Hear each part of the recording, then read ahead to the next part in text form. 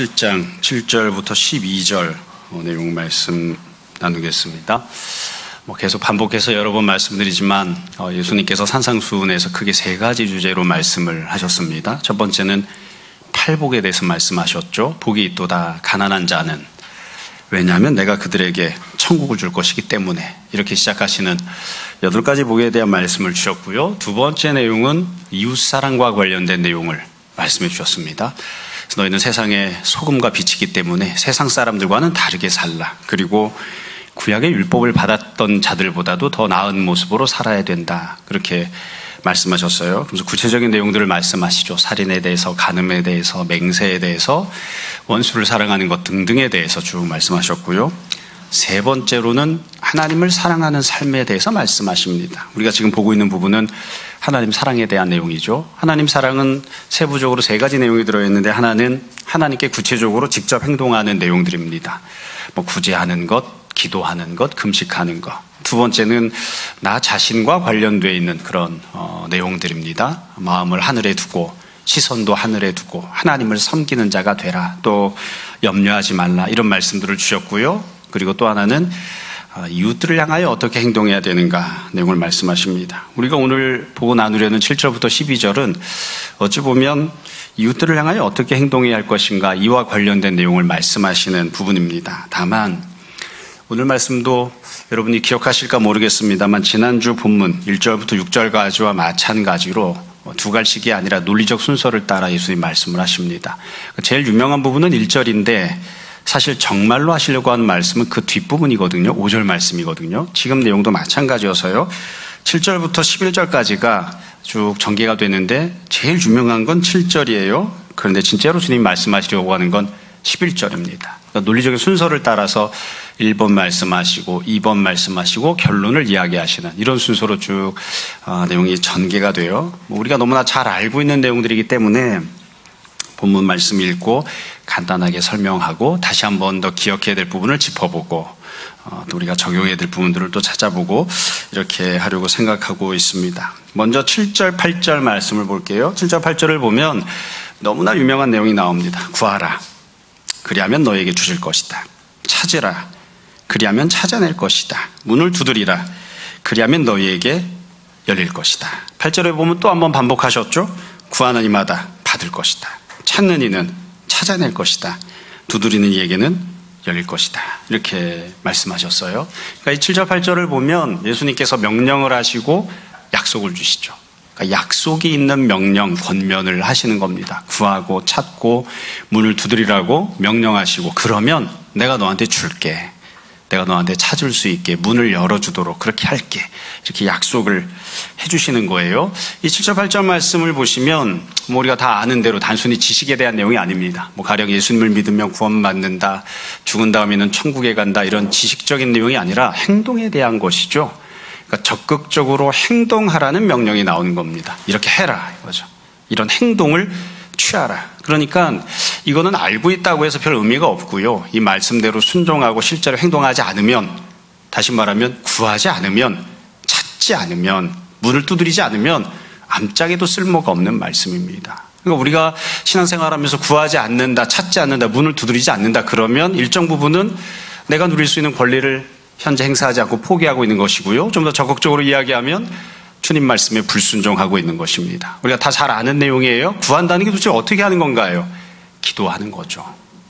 찾는 건 어떻게 하는 겁니까? 골방에 들어가서 아니면 구석구석을 뒤지라는 건가요? 아닙니다. 찾는 것도 기도하라는 겁니다. 그러니까 기도하고 부르짖고 간구하고, 그래서 내가 필요한 것들, 주님이 예비하신 것들을 기도하는 사람이 되라.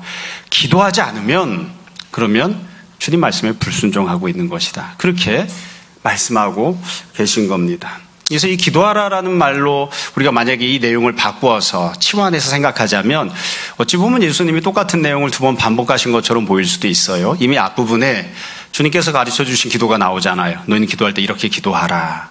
그렇게 말씀해 주셨잖아요. 근데 그 주기도문 내용은 예수님께서 가르침을 주실 때에, 말씀하실 때에 어떤 내용으로 기도해야 하는지를 말씀하신 거예요. 근데 지금은 내용에 대한 것이 아니라 행동, 태도에 대한 것을 말씀하십니다. 그런 어떤 태도와 어떤 행동으로 삶을 살아야 하는지에 대해서 쭉 이야기 하는 거죠. 그래서 이런 태도로, 이런 행동으로 하나님 앞에 서는 자가 되라. 그렇게 말씀하십니다. 다시 말씀드려요. 제일 단순한 내용이 단순하게 전하는 것이 사실 가장 효과적으로 전하는 게 아닐까 싶습니다. 예수님께서 말씀하시는 겁니다. 기도하라. 기도하는 사람이 되라. 그렇게 말씀하십니다. 여러분, 우리가 늘 말씀드리는 것처럼 신앙생활을 하면서도 참 불행한 사람들이 있어요. 누구냐면 신앙생활을 하고 있는데 예수님을 믿고 있고 하나님을 아버지로 모시고 있음에도 불구하고 모든 걸 자기 힘으로 다 해야 하는 사람, 모든 걸 자기 혼자 다 해야 한다고 생각하는 사람이 제일 불행한 사람이죠. 뭐 때문에 그 신앙생활을 하고 있는 건지 모르겠어요. 하나님을 믿는다고 하지만 하나님이 안 계신 것처럼 생각하거나 행동하는 거예요. 기도하지 않아요. 뭐 때문에 신앙생활하는 겁니까? 하나님이 계신데, 아버지께서 계신데, 기도하면 들어주겠다고 말씀하시는데 죽어도 기도하지 않아요. 모든 상황이 다 종료가 되고 맨 마지막에 낭떠러지 끝에 다 이렇게 대롱대롱 매달릴 때까지 기도하지 않아요. 그럼 도대체 왜 신앙생활을 하는 건가? 그 사람이 갖고 있는 신앙이란 도대체 무언가? 이런 참 의문이 들 때가 있습니다. 굉장히 가련하게 신앙생활하는 거예요. 그렇게 해서는 안 됩니다. 우리가 경험을 통해서 또 지식을 통해서 알고 있는 것들이죠. 여러분, 우리가 할 수 있는 것과 할 수 없는 것이 있습니다. 우리는 기도할 수는 있지만 기도에 대한 응답이 내려오게 할 수는 없습니다. 그건 하나님이 하시는 거죠. 다른 식으로 표현할 때 이렇게 이야기할 수 있습니다. 아프면 약을 먹는 거 우리가 합니다. 그러나 고치는 건 우리가 못합니다. 고치는 건 주님이 해주셔야 됩니다. 운동하는 거 우리가 합니다. 그러나 건강은 주님이 주십니다. 공부하는 거 우리가 합니다. 그러나 시험에 합격하거나 내가 원하는 지식을 쌓는 건 주님이 주셔야 됩니다. 내가 아무리 약을 먹고 병원을 다니고 운동하고 공부를 하고 별짓을 다 해도 그건 내가 할 수 있는 것을 한 거예요. 주님이 주셔야 결국 받아 누릴 수 있습니다. 그러니까 주님께 구하는 사람이 되는 거죠. 주님께 이것을 구하고 저것을 구하고 주님이 주신 것을 받아 누리는. 이렇게 쭉 얼마 살지 않았지만 뒤돌아놓고 보면 예수님께서 말씀하시는 내용들이 때로는 참 이렇게 좀 속상한 때들이 있어요. 어떤 부분이냐면 종종 우리가 예수님 앞에 구해야 되는, 또 지금 말씀하신 대로 하나님 아버지 앞에 구해야 되는 것들은 때때로 어떤 것들이냐면 내 힘으로 얻을 수 없는 것들이에요. 내 힘으로 얻을 수 없기 때문에 막 발버둥을 치고 노력을 하다가 이걸 좀 주셔야 되겠습니다. 이렇게 구하고 찾는 거죠. 그런데 죄를 지을 때 생각해 보면 대부분 내 힘으로 할 수 있는 범주 안에 죄를 지을 수 있는 것들이 이렇게 널려져 있어요. 선악과를 따먹을 때 생각해 보세요. 선악과가 가령 10층 높이 정도의 높은 나무였으면 못 따먹었을 것 같아요. 선악과가 너무 단단해가지고 쇠처럼 단단해서 이빨로 씹어먹을 수 없었으면 그래도 못 따먹었을 것 같아요. 근데 선악과는 어디 있었느냐면 손을 딱 펼치면 닿을 수 있는 곳에 한번 깨물면 사르르 녹아들 만큼 얼마든지 죄를 지을 수 있게끔 돼 있었어요. 그러니까 죄를 짓는 것, 하나님 말씀에 불순종하는 건 대부분 어떻게 하느냐, 내 능력 범주 안에 들어있기 때문에 내가 하고 싶은 대로 하면 얼마든지 죄를 지을 수 있습니다. 내가 하고 싶은 대로 하면 얼마든지 하나님을 거역할 수 있어요. 그게 참 묘하죠. 우리 삶에 정말로 필요하고 하나님께서 우리에게 베풀어 주시길 원하는 것들은 때때로 내 능력의 범주 안에 없기 때문에, 내가 아무리 노력해도 얻을 수 없기 때문에 오직 하나님만이 주셔야 되는 것들인 그런 때들인 반면, 이게 참 내가 결코 해서는 안 되는 것들은 내가 손만 뻗으면 얼마든지 할 수 있는 그런 때들이 얼마나 많은지 모릅니다. 그래서 우리가 학생들한테 이야기하잖아요. 학교 다닐 때 술 먹지 마라, 담배 피지 마라. 애들이 물어요. 술 먹으면 죄입니까? 담배 피우면 죄입니까? 죄 아닙니다. 술 먹어도 되고 담배 펴도 됩니다. 그거 죄 아니에요. 건강 문제 때문에 그렇죠. 바람직하지 않으니까 그렇죠. 고등학생이 지을 수 있는 죄가 뭐가 있겠어요? 술 먹고 담배 피우고 오락하는 것 말고 뭐가 있겠어요? 학생 때는 자기의 범주 안에, 자기의 능력 범주 안에 있는 그런 죄를 짓다가 그 녀석이 대학 가서 대출받을 수 있으면 대출받아서 도박하는 거죠. 그 녀석이 나중에 집을 사면 집을 팔아서 도박을 하는 거죠. 그러니까 사람은 죄를 지을 때는 자기 능력 안에서 죄를 지어요.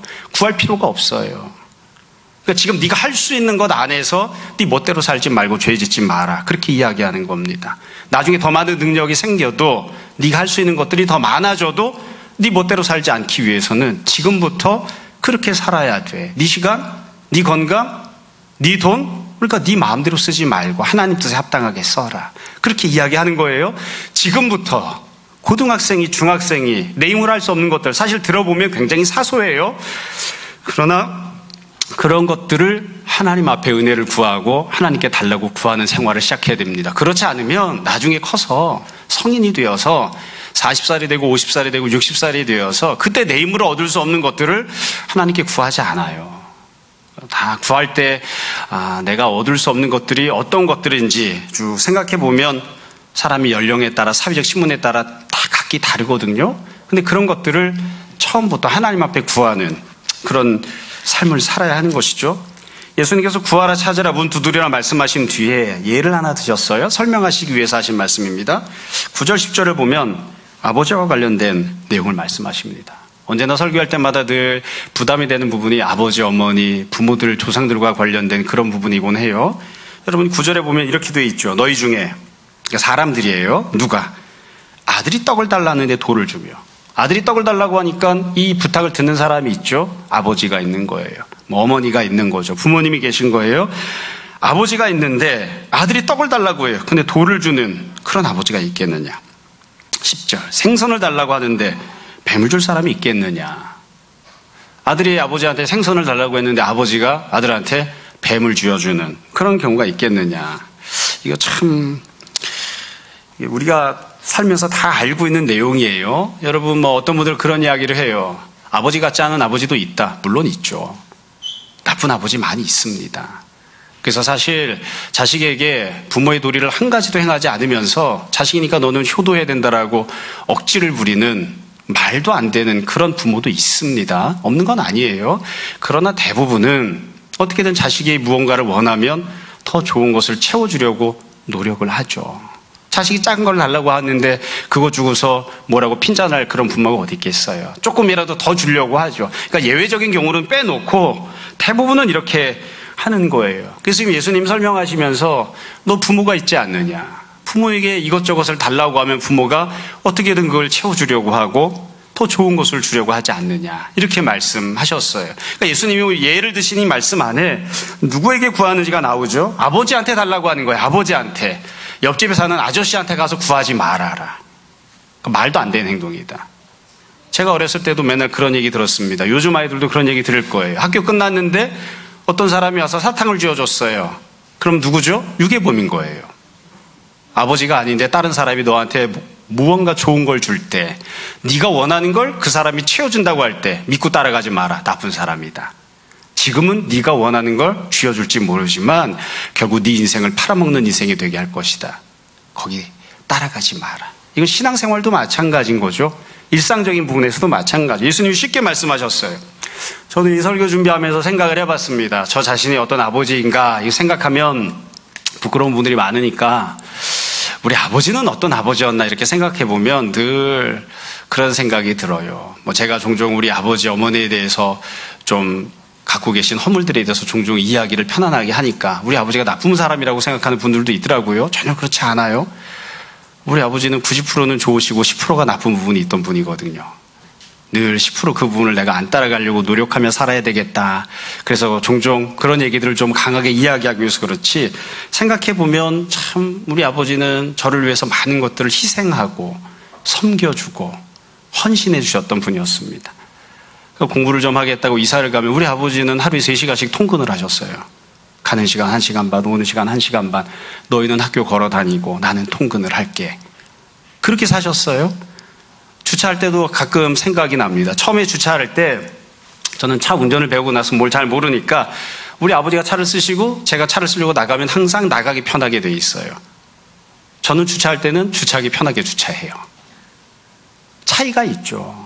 아버지는 다음번에 내 아들이 차를 몰고 나갈 것을 생각해서 뒤에 차를 몰고 나갈 아들이 편안하게 나갈 수 있게끔 그렇게 주차를 해놓으시고, 아들은 내가 주차할 때 편한 방식대로 주차를 하는 거예요. 근데 그게 한참 지날 때까지도 몰랐어요. 왜 그런 건지. 근데 아버지들이, 어머니들이 부족한 부분들이 많이 있어도 어떻게든 자식에게 좋게 해주려고 노력을 하잖아요. 그러니까 예수님이 그 말씀을 하시는 겁니다. 너희 중에 누가, 아버지라고 하는 사람이 아들에게 악하게 할 사람 누가 있겠느냐. 아들이 뭔가 달라고 하는데 거기다가 나쁜 것을 줄 사람이 누가 있겠느냐. 이렇게 말씀하신 거죠. 그리고 나서 예수님이 정말 하시려고 하는 말씀이 11절에 나옵니다. 11절에 나옵니다. 이렇게 말씀하셨어요. 너희가 악한 자라도 좋은 곳으로 자식에게 줄 줄 알거든. 하물며 하늘에 계신 너희 아버지께서 구하는 자에게 좋은 것으로 주시지 않겠느냐. 이 11절 말씀은 대조적으로 되어 있죠. 어떤 대조냐면 이런 거예요. 너희에게 아버지가 있습니다. 너희 아버지. 근데 악한 사람이에요. 사실 아까 말씀드린 것처럼 아버지들이 부족한 부분이 있고 어리석어도 자식에게 좋게 하려고 행동하죠. 그러나 사람은 사람이기 때문에 본질적으로 악합니다. 하나님 앞에서 하나님을 기준으로 두고 보면 악한 존재인데 그런 악한 아버지조차 자기가 줄 수 있는 좋은 것을 준다. 하물며 하늘에 계신 선하신 하늘아버지, 하나님 아버지께서 너희에게 좋은 것을 주지 않겠느냐. 육신의 아버지는 악한 존재이지만 좋은 것을 줍니다. 물질적인 것을 주죠. 하늘에 계신 하늘아버지께서는 그 하늘아버지께서 보시는 가장 좋은 것들을 채워주신다고 그렇게 말씀하세요. 여러분 11절에서 우리가 두 가지를 생각해 보려고 합니다. 지금까지 쭉 말씀드렸던 내용을 정돈해서 말씀드리는 거예요.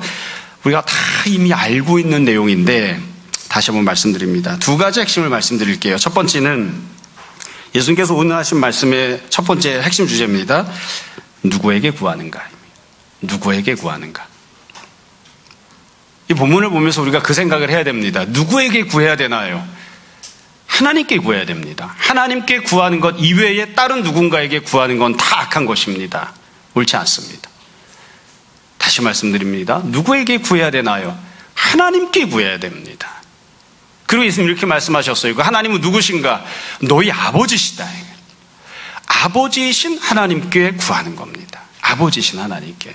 그러니까 우리가 삶을 살면서 내가 무언가를 생각할 때, 내가 뭔가가 필요할 때, 무언가 공급받아야 할 때 제일 먼저 하나님이 떠오르고 아버지이신 하나님이 생각나야 됩니다. 그리고 그분 앞에 나아가서 기도하고 부르짖고 간구하고 찾고 문을 두드리는 그런 행동을 해야 돼요. 그래서 받아 누리는 그런 삶을 살아야 됩니다. 우리 그렇게 살고 있는지를 한번 생각해 보자고요.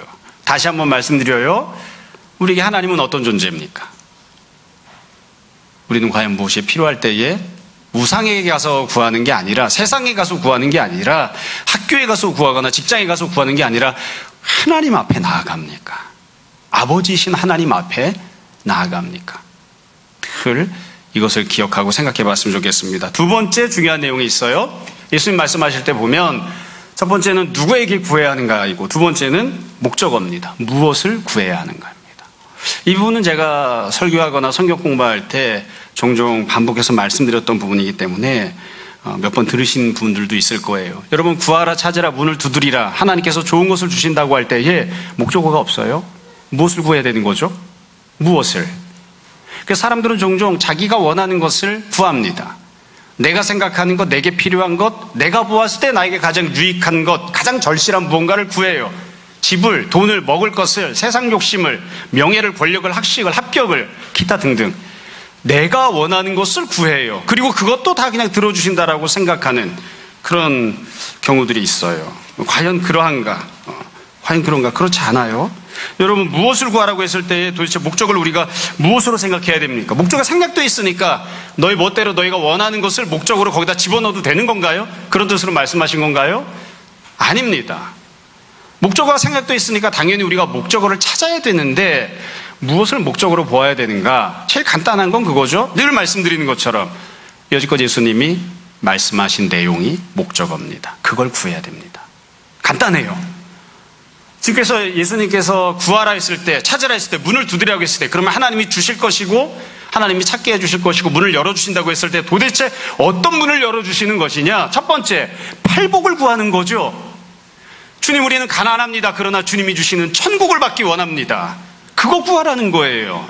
주님, 우리는 지금 울고 있습니다. 애통하고 있습니다. 그러나 주님이 주시는 위로를 받기 원합니다.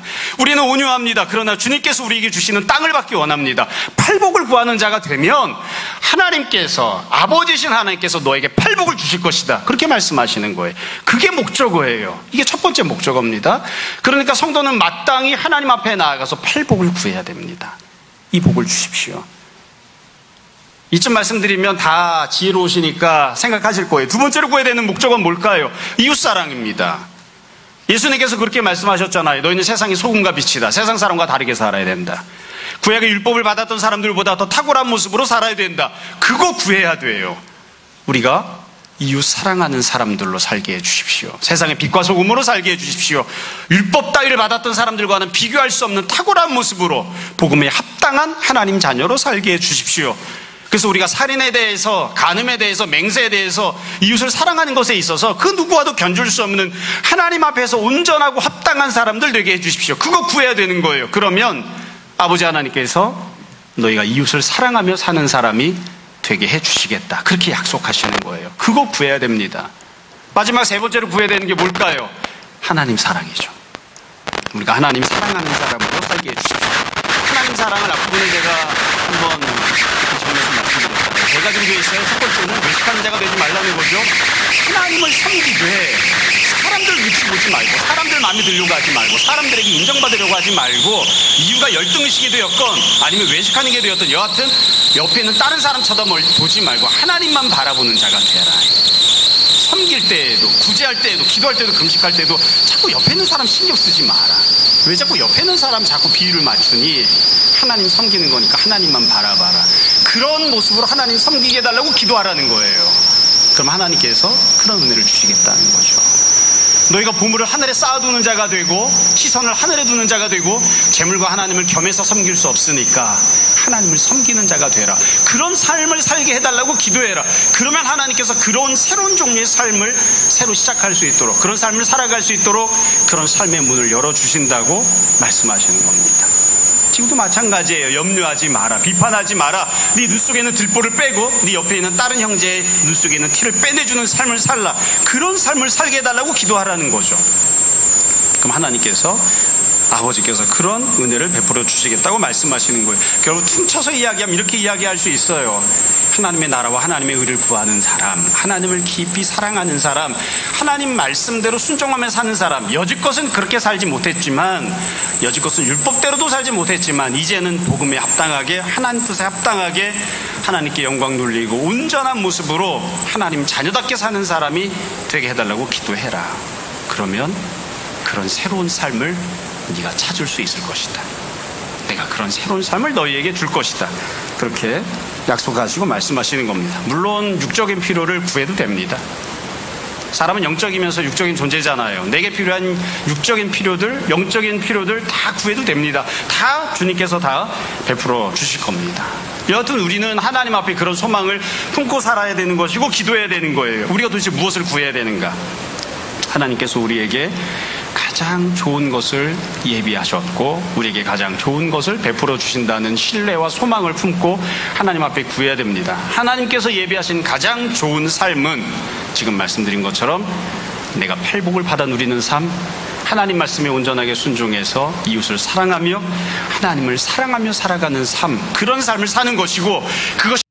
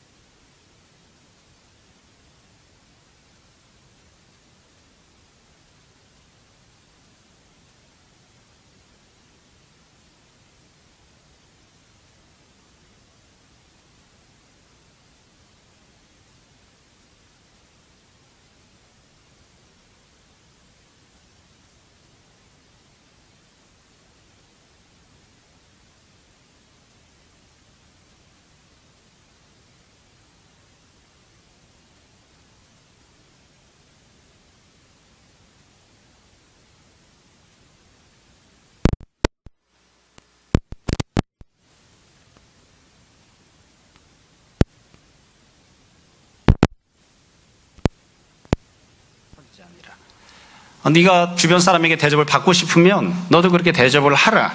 이렇게 말씀하셨어요. 이거 우리가 잘 알고 있는 구절이고 어찌 보면 오늘 본문에서 세상적으로 제일 유명한 구절입니다. 이걸 우리가 흔히 황금률이라고 불러요. 대접받고자 하는 대로 너도 대접을 하라. 그러니까 이웃사랑과 관련된 부분이에요. 앞부분에서도 이웃에게 어떻게 행동해야 되는가, 비판하지 마라, 헤아리지 마라, 네 눈 속에 있는 들보를 보고 네 이웃에 있는 눈 속에 있는 티를 보지 마라, 뭐 이런 말씀들 쭉 하셨잖아요. 이웃사랑과 관련된 내용을 말씀하셨는데 지금도 마찬가지로 네 이웃에게 대접하라, 이웃사랑과 관련된 말씀을 하셨어요. 이 내용을 이해할 때 우리가 꼭 생각해야 될 점이 있습니다. 여러분 12절 말씀을 주실 때에 그냥 주신 게 아니고요, 7절부터 11절까지를 주시고 그 다음에 12절 말씀을 주신 겁니다. 이웃에게 대접하는데 어떻게 대접하라고 하신 것이냐, 내가 하나님께 구하죠. 그럼 하나님이 주실 겁니다. 그 은혜를 받은 사람. 내가 하나님께 찾죠. 그러면 하나님께서 나에게 찾게 해주실 것입니다. 그 은혜를 받은 사람. 하나님의 은혜를 깊이 경험하고 나의 모자란 부분을 하나님이 채워주시는, 이전과 다른 종류로 살아가는 새로운 삶의 문을 열어주시는 그 은혜와 기적을, 하나님의 역사하심을 경험하고 받아 누린 사람, 그 사람에게 이 말씀을 하시는 거예요. 누군가 네 이웃이 너에게 구하면 너도 주는 자가 되라. 누군가 네 이웃이 너에게 찾으면 너도 그 사람에게 찾아주는 사람이 되라. 누군가 네 이웃이 너를 향해서 새로운 삶을 시작하기를 원한다고 문을 두드리면 너도 그 사람에게 새로운 삶의 기회를 열어주는, 베풀어주는 사람이 되라. 네가 받았으니까, 하나님께 구하고 받았으니까 은혜를 받은 사람답게 은혜를 베푸는 사람이 되라. 그 말씀을 하신 거예요. 그 말씀을 지금 이렇게 하신 거죠. 다만 예수님께서는 복음으로 말씀하시지 않고 그냥 율법을 인용하셨어요. 여기 나오는 대접받고자 하는 대로 대접하라, 이 말씀은 사실 구약성경에도 나오는 것이고 당시의 일반 사회에서도 통용되던 가르침입니다. 그걸 이 자리에다 그냥 두신 거예요. 정말 예수님이 하시고자 했던 말씀은 뭐였을까요?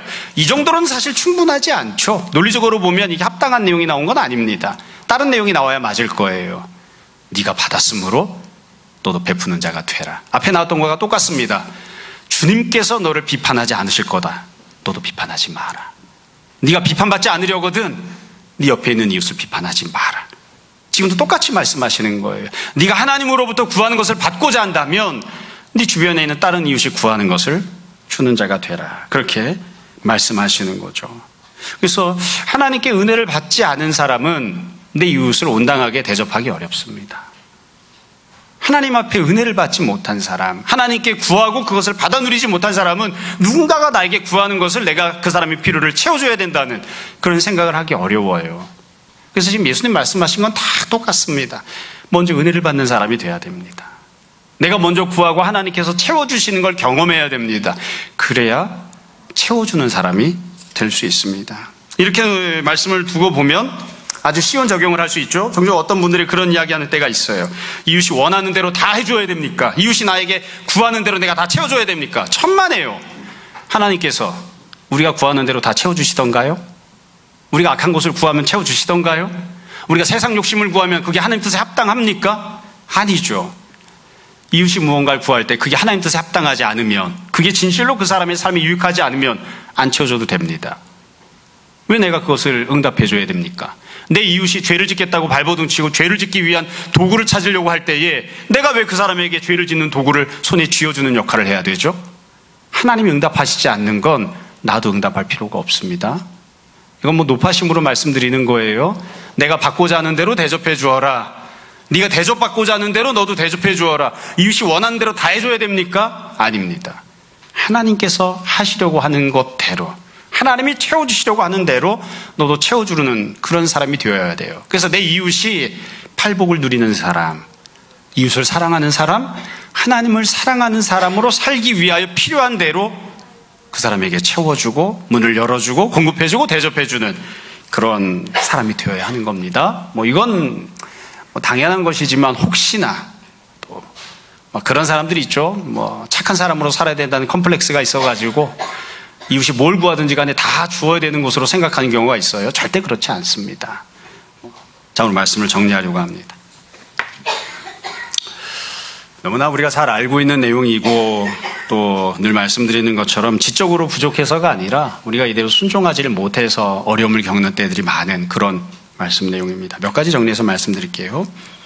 뭐 앞부분에 다 말씀드렸던 내용인데 반복해서 말씀드리는 겁니다. 첫 번째, 제일 중요한 건 역시 누구에게 구하는가입니다. 우리에게는 하나님이 계십니다. 아버지께서 계십니다. 왜 구하지 않습니까? 적극적인 행동을 하라고 예수님께서 말씀하시는 겁니다. 하나님과 적극적인 관계를 맺으라. 하나님 앞에 적극적으로 나아가라.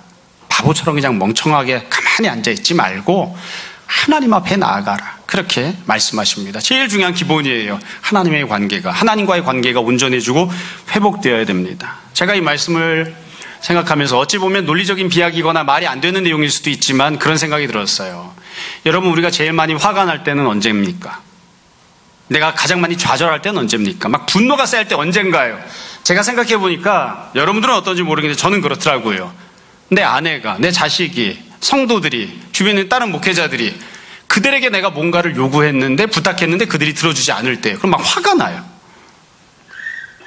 왜 하라는데 안 하지? 왜 내가 부탁하는데 부탁을 안 들어주지? 그럼 막 화가 나요. 근데 여러분 잘 생각해 보세요. 본질은 그걸 그 사람에게 구하는 거 맞습니다. 그 사람이 해줘야 되는 거니까요. 그러나 그걸 하나님 아버지께 구해야 됩니다. 내가 배우자에게 원하는 거 있잖아요. 하나님 아버지께 구해야 됩니다. 그게 본질입니다. 내가 내 삶을 위해서 막 이거 좀 했으면 좋겠는데, 이게 되었으면 좋겠는데, 나 자신에게 구하는 게 있잖아요. 물론 나에게 요구하고 내가 성실하게 살아야 되죠. 그러나 본질은 하나님 아버지께 구하는 겁니다. 여러분 한번 생각해 보세요. 내가 내 아내에게, 내 남편에게, 내 자식에게, 내 부모에게, 내 형제에게, 내 옆에 있는 다른 누군가에게 구하고 있는데, 해달라고 하고 있는데 그 사람이 안 해줘서 화딱지가 나고 분노가 치밀고 그랬던 적이 없습니까? 그런 경우들이 없나요? 저는 많이 있었어요. 요즘도 많이 있습니다. 근데 지금 예수님 말씀하시는 건 그겁니다. 하나님 아버지께 구하라. 그게 본질입니다. 그러니까 한 걸음 더 하나님 아버지께 나아가야 됩니다. 여러분, 우리 솔직하게 이야기해서 하나님이 역사하시면 배우자가 바뀌기도 하겠죠. 10년 뒤에, 20년 뒤에 바뀌기도 합니다. 안 해주려고 하는 건 안 해줍니다. 나를 화나게 만드는 그 일은 어제 일어난 것처럼 오늘도 또 일어날 겁니다. 안 바뀌어요. 하나님께 구해야 됩니다. 그게 본질입니다.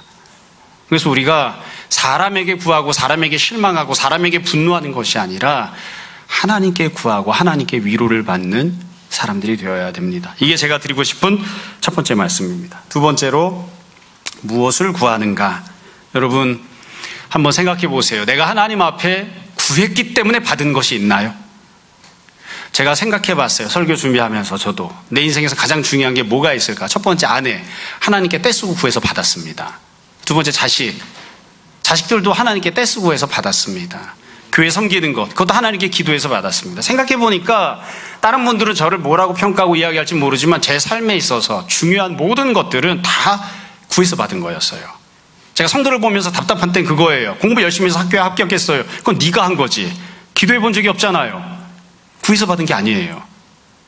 다음번에도 또 그렇게 할 거예요. 그러니까 은혜를 누리고 살지 않아요. 여러분, 하나님 앞에 나와서 구하고 기도하고 찾아서 하나님께서 채워주신 것을 경험한 것들이 무엇이 있습니까? 여러분이 지금 받아 누리고 있는 것들 중에, 우리들이 지금 현재 소유하고 누리고 있는 것들 중에 구했기 때문에 하나님의 응답으로, 그냥 내가 구하지 않았는데도, 기도하지 않았는데도 예수님께서 채워주신 거 말고, 그런 거 말고 내가 구했기 때문에 하나님이 채워주신 것이 우리 삶에 무엇이 있습니까? 한번 이렇게 좀 살펴봤으면 좋겠어요. 어제 우리 교회에 있었던 지금은 다른 교회에서 사역하는 목사님이랑 전화를 하다가 제가 우리 현재 사역하고 있는 전도사님들께도 똑같이 하는 말입니다. 우두커니 가만히 앉아있다가 신문 광고 보고 나오는 곳이 있으면 원선에서 가지 말고, 주님, 저는 이런 교회를 가고 싶습니다. 이런 곳에서 섬기고 이런 곳에서 훈련받고 싶습니다. 생각해보고 구해라. 그렇게 기도하면 주님께서 적절한 길을 열어주시겠지. 혹시 내가 생각했던 그 기도의 응답이 아니라 하더라도 주님이 인도해 주시겠지. 구하지 않는데 어떻게 응답을 받았다고 이야기를 해? 세상 사람들이 믿음이 없어도 하나님께서 사랑하셔서 비를 내려주시는 것처럼 네가 기도하지 않았는데도 하나님이 그냥 비를 내려주시는 그런 은혜를 받는, 그거 말고 구하고 응답받는 그런 삶을 살자. 두 번째 드리고 싶은 말씀입니다. 마지막 한 가지를 더 말씀드릴게요. 늘 설교 시간마다 똑같은 맨 마지막 결론입니다. 제가 생각해 봤어요. 곰곰이. 현실적으로. 어떤 사람이 하나님 앞에 구하고 찾고 문을 열어요? 이것도 결국 은혜 받은 사람이 그렇게 하더라고요. 우리가 갖고 있는 본성은, 우리가 갖고 있는 자연적인 이 행동은 절대로 하나님 앞에 나오지 않아요. 솔직하게 이야기를 하자고요. 하나님 앞에 나와서 기도하는 거 귀찮습니다. 시간 들고요. 허비하는 것처럼 보일 때들이 참 많습니다. 그러니까 우리가 결국 하나하나 양보하다가 아무것도 안 하잖아요. 교회까지 가서 기도해야 되나? 그 시간에 차라리 가는 시간 1시간 동안 집에 앉아서 기도하는 게 낫지. 집에서 기도하겠다고 했죠. 처음에 하다가 나중에는 그거 안 하잖아요. 하나님 앞에 나와서 구하고 찾고 기도하는 거, 인생을 허비하는 것처럼 보이고요. 낭비하는 것처럼 보이고요. 비효율적으로 보이고요. 그리고 사실 우리 본성 그게 잘 안 맞아요. 안 맞아요. 그래서 우리가 실제로 놓고 보면 하나님께서 은혜를 베푸신 사람, 은혜를 받은 사람이 구하고 찾고 문을 두드립니다. 그래서 내가 뭔가를 구하고 있으면 하나님이 나를 사랑하시는구나. 그거 자체가 이미 반증이에요. 그거 자체가 이미 증거예요. 누군가가 어려움이 있는데도 불구하고 구하지 않으면 저 상태가 조금 더 지나면 하나님이 저 자식을 버리셨구나. 그게 증거예요. 지금은 구하지 않았는데 멀쩡히 잘 돌아갈지 모르지만 조금 있으면 망할 수도 있겠구나. 그게 증거예요. 칼빈이 무슨 예정론을 막 복잡하게 이야기했죠? 복잡하지 않아요. 그 사람이 구원받기로 예정되어 있었는지 어떻게 알까요? 예정되어 있는 사람은 하나님 앞에 나와서 기도합니다. 은혜를 받은 사람이에요. 그것보다 더 귀한 증거가 없어요. 그거보다 더 귀한 증거가. 우리가 그렇게 얘기하잖아요. 가장 소극적으로 줄여서 주일날 예배 시간에 나와서 예배 드린다. 이미 은혜 받은 거고 하나님께 예정과 선택을 받은 것이다. 우리가 그렇게 이야기하잖아요. 내 마음속에 은혜를 받아야 구합니다. 그리고 거기서 더 은혜를 받아야, 그래야 하나님 뜻에 합당한 것을 구하는 사람이 되겠죠. 그래서 우리가 주님 앞에 본질적으로 첫걸음을 뗄 때 이렇게 기도하는 거죠. 주님, 우리를 불쌍히 여겨주시고 은혜를 베풀어 주십시오. 우리 본성을 억누르고 주님 앞에 찾아 나오는 사람, 주님께 구하는 사람 되게 해주십시오. 그리고 구하되 주님의 뜻에 합당한 것을 구하는 사람 되게 해주십시오. 오늘 우리가 먹고 마시는 것, 숨 쉬는 것, 행하는 것, 받아 누리는 모든 것들이 다 구하고 찾고 문을 두드려 주님 앞에 응답받는, 응답으로 살아가는, 그래서 간증하는 우리들 되게 해주십시오. 그렇게 기도해야 하지 않나 싶습니다. 여러분, 우리가 모쪼록 다 알고 있는 내용을 함께 나누었습니다. 이렇게 아무리 떠들어서 무슨 소용이 있겠습니까? 구하지 않으면 무슨 소용이 있겠어요? 모쪼록 오늘 하루, 그리고 내일부터 시작하는 또 다른 하루, 주님 앞에 구하고 찾고 문을 두드리는, 그리고 응답받는 그런 삶을 사는 우리 모두가 되었으면 좋겠습니다. 주님께서 우리 심령 가운데 은혜를 베풀어 주시기를 주님 이름으로 축원합니다. 잠시 기도하겠습니다. 우리가 주님의 신실하심을 믿고 소망합니다. 주께서 말씀하시고 약속하신 대로 우리가 구하면 주실 것을 믿습니다. 우리가 주님 소망을 품고 담대함을 가지고 삶의 어떠한 문제와 상황 속에서도 주님을 기억하며 주님 앞에 찾아 나와 기도하고 부르짖고 간구하는 자들 되게 하시고, 또한 우리가 그와 같이 기도할 때에 주께서 들으시고 가장 좋은 것으로, 주께서 예비하신 것으로 채워주시는 것을 받아 누리는 자들 되게 하여 주옵소서. 평생의 삶을 사는 동안 날마다 풍성한 간증이 흘러넘치도록 우리 삶을 주장하고 인도하여 주옵소서. 우리가 오늘도 주님 앞에 드린 예물이 있습니다. 주님 위하여 쓰임받기 원하며 이 모든 말씀 예수님 이름으로 기도합니다.